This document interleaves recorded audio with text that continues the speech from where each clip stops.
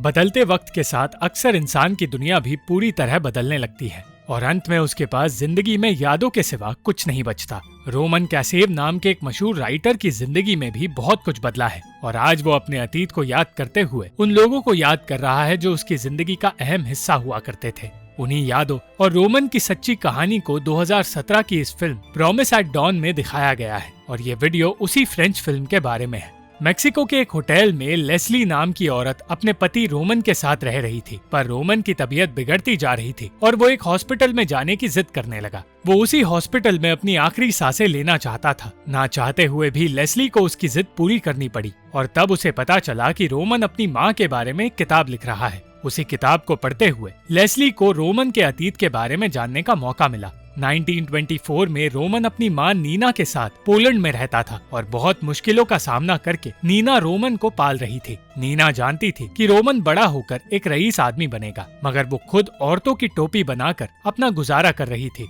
वो दोनों अनियला नाम की औरत के साथ रहते थे जो रोमन की देखभाल करती थी। एक दिन पोलिश पुलिस वाले नीना से उसके कागज मांगने आ पहुँचे क्योंकि वो रशियन थी। नीना की सारी मेहनत पर पानी फेरकर पुलिस ने उसका सामान तोड़ दिया और रोमन अपनी माँ को इन तकलीफों का सामना करते देखता रहा। नीना के पड़ोसियों की वजह से ये सब कुछ हुआ था, इसलिए वो ये बात बर्दाश्त नहीं कर पाई। उसने हर किसी से कह दिया कि उसका बेटा रोमन आगे जाकर एक फ्रेंच एम्बेसडर बनेगा और उन सब के मुंह पर तमाचा मारेगा। उसकी बातें सुनकर जब लोग हंसने लगे तब पहली बार रोमन को समझ आया कि बेइज्जती क्या होती है। नीना ने रोमन को समझाया कि उसे हार नहीं माननी है और मेहनत करके सारे दुश्मनों को मुंह तोड़ जवाब देना है। नीना सालों पहले एक एक्ट्रेस हुआ करती थी और एक दिन वो उस आदमी के पास गई जो उसके साथ काम किया करता था और वही एक्टर एक मशहूर फैशन डिजाइनर जैसा दिखता था। एलेक्स नाम के उस आदमी के सर से शराब का नशा हटाकर नीना ने उससे घर की मरम्मत करवाई और फिर उसके साथ अपनी एक कपड़ों की दुकान शुरू करने की तैयारी में लग गई। एलेक्स को मशहूर फैशन डिजाइनर पॉल पोयरे बनाकर नीना ने अपने ही घर में उस दुकान की शुरुआत की और सारी औरतें एलेक्स यानी कि पॉल को देखने वहां आ पहुंची। किसी तरह अपने डर का सामना करके एलेक्स औरतों को ये भरोसा दिलाने में कामयाब हुआ कि वो असली पॉल है और नीना की कोशिश कामयाब हुई।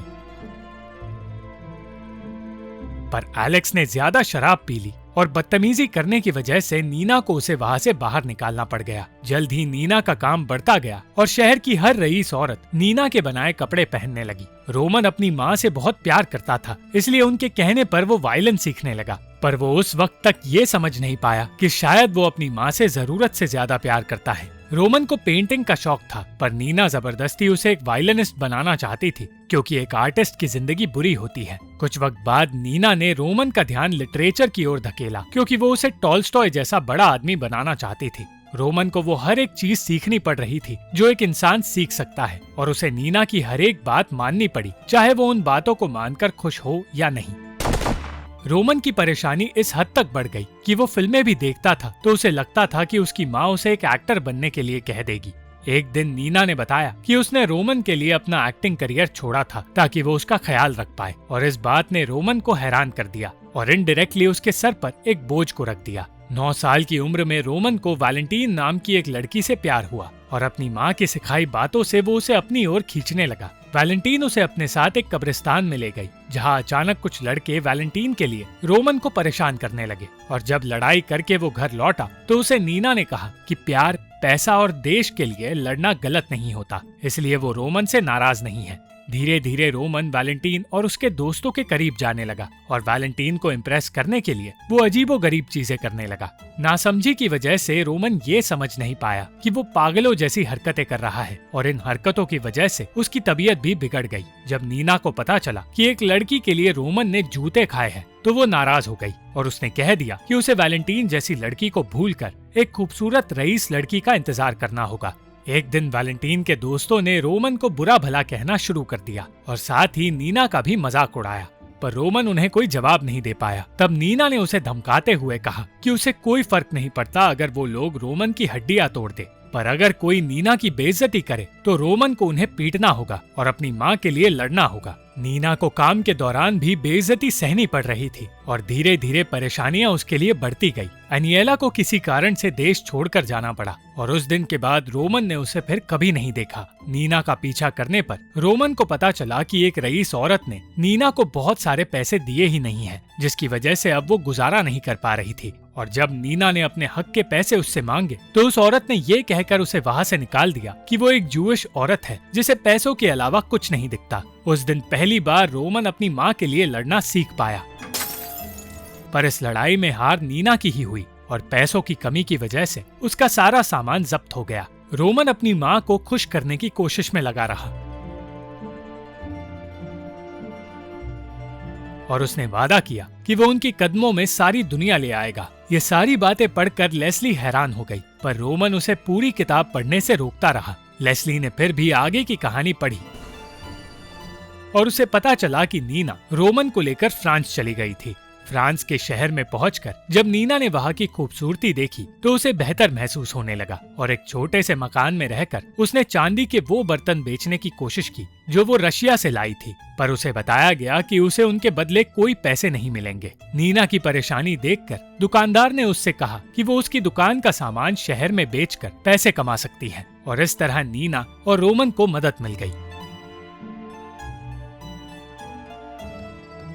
वक्त बीतता गया और नीना अपना काम करके बहुत सारे पैसे कमाने में कामयाब हुई। एक दिन रोमन की मुलाकात मारी नाम की लड़की से हुई जो उसके घर में नौकरानी का काम करने वाली थी। रोमन मारी की ओर अट्रैक्ट हो रहा था, पर उसकी आदतें नीना को पसंद नहीं आई। रोमन और मारी का अफेयर शुरू हो गया, जिसकी वजह से नीना ने मारी को उस घर से निकाल दिया। नीना अब उस शहर की रानी बन चुकी थी और हर कोई उसकी इज्जत करने लगा था। मगर एक दिन उसकी तबीयत बिगड़ने लगी और रोमन को पहली बार पता चला कि नीना को डायबिटीज की बीमारी है। अपनी बीमारी को रोमन से छुपाकर वो सिर्फ अपना काम आगे बढ़ाने में लगी थी और जल्द ही उसने एक होटल शुरू कर दिया जहाँ जरेम्बा नाम का एक पेंटर आया। रोमन को जरेम्बा के साथ रहकर उसका काम देखने का मौका मिला और एक दिन जरेम्बा ने कहा कि वो रोमन को एक मॉडल बनाना चाहता है। उसे नीना की इजाजत की जरूरत थी, पर इस बीच रोमन को लगने लगा कि नीना और जरेम्बा की शादी होने से उनकी परेशानियां खत्म भी हो सकती है और उसकी माँ को वो इज्जत भी मिल सकती है जो उसे कभी मिली नहीं। जब उसने यही बात नीना से कही तो वो बहुत नाराज हो गई और उसने कह दिया कि वो सिर्फ एक ही आदमी से प्यार करती थी और उसके अलावा वो और किसी के साथ नहीं रहेगी। रोमन नीना की बिगड़ती तबीयत देखकर ये सोचने लगा कि उसे नीना की मौत से पहले कुछ ऐसा करना होगा जिससे वो मशहूर हो जाए और दिन रात वो इसी काम में लग गया। कुछ साल बाद नीना ने उसे दूसरे शहर भेजा जहाँ वो कॉलेज की पढ़ाई पूरी कर पाए। नीना एक अनजान लड़की से कहने लगी कि पढ़कर उसका बेटा डिप्लोमेट बनेगा। नीना रोमन से दूर होकर खुश नहीं थी, इसलिए उसके पीछे पीछे ट्रेन में चढ़ गई और उसे ट्रेन से निकालने में लोगों को रोमन की मदद करनी पड़ी।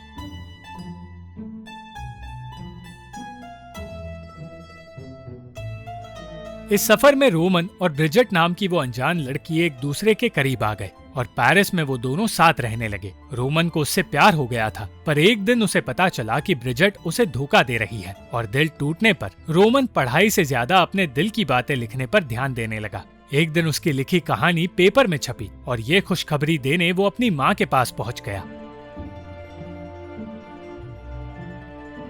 अपनी माँ को खुशी देकर वो वापस पेरिस लौट आया, पर कई कोशिशों के बाद अब उसकी कोई भी कहानी पेपर में छपी नहीं और नीना ये जानकर निराश होने लगी। एक दिन अचानक नीना कहने लगी कि रोमन को बर्लिन जाकर हिटलर को मारना होगा क्योंकि उस आदमी का मरना बहुत जरूरी है और जैसे ही वो उसे मारेगा फ्रांस की सरकार उसे आजाद करके वापस अपने देश ले आएगी और उसे सम्मान देगी। बिना कुछ सोचे समझे अपनी माँ की ये बात मानकर रोमन ने बर्लिन की टिकट खरीद ली, पर फिर नीना ने ही उसे ऐसा करने से रोक दिया क्योंकि वो अपने बेटे को खोना नहीं चाहती थी। अब रोमन को मशहूर करने के लिए नीना ने उसे फ्रांस आर्मी में भर्ती कर दिया और रोमन अपना रैंक पाने की उम्मीद करता रहा। रोमन के बैच में हर किसी को उनका रैंक मिल गया, पर उसे वो रैंक नहीं मिला जिसके लिए वो आर्मी का हिस्सा बना था। निराश रोमन को पता चला कि पूरे बैच में सिर्फ उसे ही रैंक इसलिए नहीं दिया गया क्योंकि वो एक जूइश है और नीना की जश्न की तैयारियों पर पानी फिर गया। रोमन ने रैंक ना मिलने की बात तो नीना को बता दी, पर वो नीना को असली कारण बताना नहीं चाहता था, इसलिए उसने कह दिया कि उसका अपने सीनियर की पत्नी के साथ अफेयर चल रहा था, इसलिए उसे कोई रैंक नहीं मिला। एक दिन नीना रोमन से मिलने उसके कैंप में आई और दूसरे सिपाही उसका मजाक उड़ाने लगे, जिसकी वजह से रोमन को शर्मिंदगी महसूस हुई। पर इस शर्मिंदगी को उसने कुछ ही पलों में अपने आप से दूर कर दिया। रोमन को डर था कि फ्रांस ये जंग हार जाएगी, पर नीना के कॉन्फिडेंस को देखकर रोमन को वादा करना पड़ा कि वो सही सलामत जंग लड़के वापस आएगा और फ्रांस को खुद जिताएगा। कुछ दिन बाद रोमन के कमांडर ने बताया कि वो लोग इस हारी हुई जंग से भागकर इंग्लैंड जा रहे हैं और रोमन भी उनके साथ भगोड़ा बनकर जाने के लिए राजी हो गया। अचानक रोमन को कंट्रोल टावर से बुलावा आया क्योंकि नीना उससे बात करना चाहती थी। रोमन को पता चला कि नीना को हॉस्पिटल में एडमिट किया गया है और तब उसने उसी प्लेन को तबाह होते देखा जिस प्लेन में बैठकर वो इंग्लैंड जाने वाला था। तब उसे एहसास हुआ कि उसकी माँ ने उसे मरने से बचा लिया है और अगले ही दिन नीना से मिलने वो हॉस्पिटल पहुँच गया। नीना दिन रात फ्रांस और अपने बेटे की बातें किया करती थी, इसलिए एक डॉक्टर ने रोमन के सामने उसे एक पागल औरत कह दिया। ये सुनकर रोमन अपना आपा खो बैठा और उस डॉक्टर को सबक सिखाया। जाने से पहले नीना ने रोमन से कहा कि उसे इंग्लैंड जाकर जंग का हिस्सा बनना चाहिए और अपनी माँ की ख्वाहिश पूरी करने के लिए एक सिपाही से लड़कर वो अकेला इंग्लैंड की ओर बढ़ा। इंग्लैंड जाकर रोमन ने लिखना नहीं छोड़ा और वो एक इंग्लिश औरत के साथ एक रिश्ते का हिस्सा बना। वो औरत कभी चुप नहीं होती थी और रोमन उससे परेशान होने लगा। हर कोई रोमन और उस औरत का मजाक उड़ा रहा था।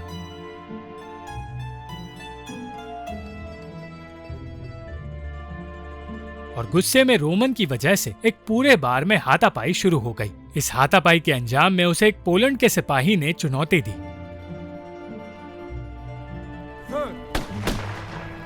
और चुनौती में उस सिपाही को गोली मारने की वजह से रोमन को गिरफ्तार कर लिया गया। रोमन परेशानी में तो था, पर उसे अपनी माँ नजर आने लगी जो बार बार उसे यही कहती रही कि वो एक महान राइटर बनने वाला है और यही उस सपने के करीब जाने का उसका पहला कदम है। रोमन अब पागलों की तरह बेहतर चीजें लिखने की कोशिश करने लगा और एक दिन उसकी मुलाकात अर्नोल्ड नाम के एक सिपाही से हुई जो उसी के साथ कमरे में रहने वाला था। रोमन को अब कहीं शांति नहीं मिल रही थी और राहत की खोज में वो एक रेगिस्तान के बीचों बीच चला गया जहाँ उसे एक बूढ़ी अफ्रीकन औरत मिली। उस औरत की मदद करके रोमन को उस औरत में अपनी माँ नजर आने लगी और उसने उस औरत को उसके घर तक पहुँचाया। गाँव वाले रोमन को मसीहा मानने लगे क्योंकि 2 दिनों से वो औरत गुमशुदा थी। इस इंसिडेंट के बाद रोमन को लिखने के लिए तो कुछ मिल गया, पर उसे अब भी आराम नसीब नहीं हुआ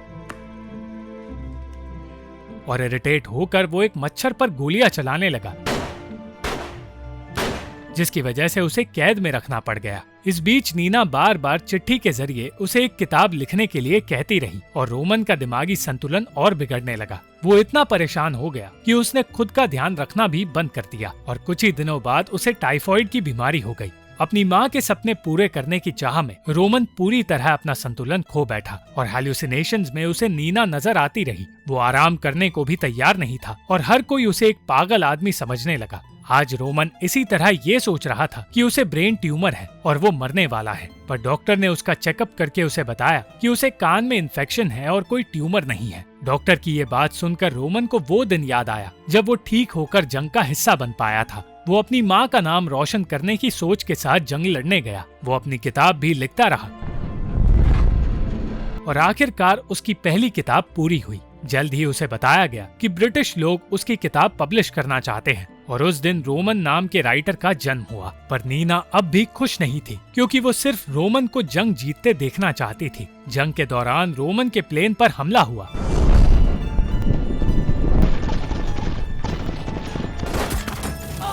और अर्नोल्ड ने अपनी आंखें खो दी, पर हार मानने के बजाय रोमन अर्नोल्ड को सही रास्ता दिखाते हुए उसे और अपने आप को जिंदा बचाने में कामयाब हुआ। इस चीज के लिए रोमन को सम्मान भी मिला और आखिरकार अब वो सर उठाकर अपनी माँ के पास जा सकता था और उन्हें बता सकता था कि उसने उनका सपना पूरा कर दिया है। पर जब वो अपने घर पहुंचा तो उसे पता चला कि नीना वहाँ रहती ही नहीं है और अब रोमन ये तक नहीं जानता था कि उसकी माँ है कहाँ। वो हॉस्पिटल में भी उसे ढूंढता रहा, पर उसे बताया गया कि नीना की 3 साल पहले ही मौत हो गई है। रोमन को इस बात पर भरोसा नहीं हुआ क्योंकि कुछ दिन पहले ही उसे अपनी माँ की चिट्ठी मिली थी, मगर फिर उसे डॉक्टर ने बताया कि अपने आखिरी दिनों में नीना ने 250 चिट्ठियाँ लिखी थी और डॉक्टर ने उससे वादा किया था कि ये चिट्ठियां वो धीरे धीरे रोमन तक पहुंचाएगा। इस सच पर रोमन की नई किताब खत्म हुई और लेस्ली ये किताब पढ़कर अपने आंसू रोक नहीं पाई। अंत में लेस्ली को पता चला कि रोमन इस हॉस्पिटल में आने की जिद इसलिए कर रहा था क्योंकि उसी हॉस्पिटल में नीना की मौत हुई थी और वो अपने आखिरी दिनों तक यही सोचकर पछताता रहा कि उसने अपनी माँ के लिए सब कुछ किया, पर उसकी माँ उसे कामयाब होते हुए कभी देख नहीं पाई। आगे जाकर रोमन ने 4 किताबें लिखी और 2 फिल्में भी बनाई और 67 साल की उम्र में उसकी मौत हो गई। Thank you for watching this video. अगर आपको ये वीडियो पसंद आई तो इस वीडियो को लाइक, शेयर और इस वीडियो पर कमेंट जरूर करें और इस चैनल को सब्सक्राइब करना मत भूलना।